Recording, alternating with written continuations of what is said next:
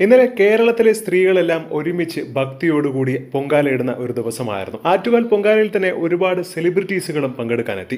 പക്ഷേ ഈ ഒരു സമയത്ത് പല സെലിബ്രിറ്റീസുകളുടെയും വസ്ത്രധാരണത്തെക്കുറിച്ച് ഒരുപാട് പേർ വിമർശിച്ചുകൊണ്ടൊക്കെ രംഗത്ത് വന്നു. ഇനി എങ്ങനെയൊക്കെ വസ്ത്രങ്ങൾ ധരിച്ചാലും എവിടെയെങ്കിലുമൊക്കെ എന്തെങ്കിലുമൊക്കെ കാണുമെന്ന് പറഞ്ഞ് ക്യാമറ കണ്ണുമായി നടക്കുന്ന കുറെ ഓൺലൈൻ മീഡിയകളും നല്ല രീതിയിൽ വസ്ത്രം ധരിച്ചാലും ഒന്ന് കുനിഞ്ഞാലും അങ്ങോട്ടൊന്ന് മാറിയാലും ആ നിമിഷം തന്നെ ക്യാമറ ആംഗിൾ സൂം ചെയ്ത് അവരെ വെറും മോശം രീതിയിൽ ചിത്രീകരിക്കുന്ന കുറെ ക്യാമറക്കാർ.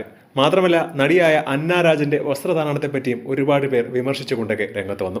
ഇവളൊക്കെ സത്യം പറഞ്ഞാൽ ആറ്റുകാലിൽ വരുന്നത് പൊങ്കാലയിടാനോ അതോ സ്വയം മാർക്കറ്റ് ചെയ്യാനോ എന്നാണ് സോഷ്യൽ മീഡിയയിൽ നിറയുന്ന കമന്റ്.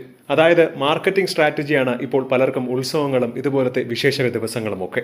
നേരെവണ്ണം ഒന്ന് പൊങ്കാല പോലും ഇടാൻ അറിയാത്ത വ്യക്തികളൊക്കെ ആയിരിക്കും ഇതുപോലെ വന്നിരുന്ന് ക്യാമറയ്ക്ക് വേണ്ടി മാത്രം വരുന്നത്.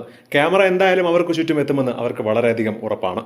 അതുകൊണ്ട് തന്നെ ആ ഒരു അവസരങ്ങൾ പാഴാക്കാതിരിക്കാനാണ് ചിലരൊക്കെ പൊങ്കാല ഇടാൻ വരുന്നത്. അന്നാരാജനെ തന്നെ വിമർശിച്ചുകൊണ്ട് ഒരുപാട് പേർ രംഗത്തെത്തി. പൊതുപരിപാടിയിൽ മോശം രീതിയിലുള്ള വസ്ത്രധാരണത്തിന്റെ പേരിൽ മുൻപും അന്നാരാജനെതിരെ ഒരുപാട് വിമർശനങ്ങൾ ഉണ്ടായിരുന്നു. പക്ഷെ അതൊക്കെ സ്വാതന്ത്ര്യമെന്ന് പറയാം.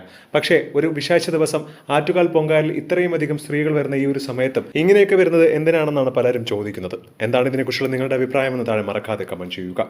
ഒപ്പം ഈ വീഡിയോ മറക്കാതെ ലൈക്ക് ചെയ്ത് സബ്സ്ക്രൈബ് ചെയ്യുക.